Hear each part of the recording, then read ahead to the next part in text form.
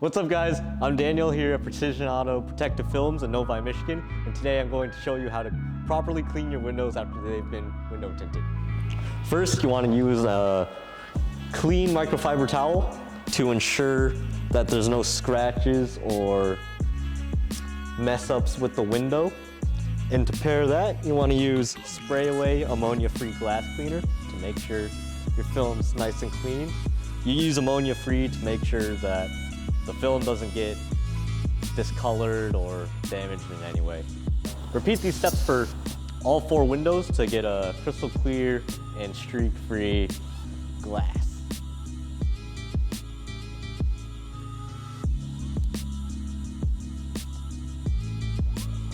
Spray the glass with some glass cleaner, and then take your dry microfiber and clean the glass all around.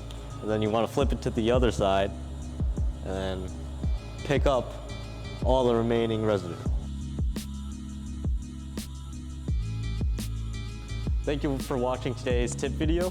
If you have any questions, feel free to contact us at Precision Auto Protective Films in Novi, Michigan, and have a good day.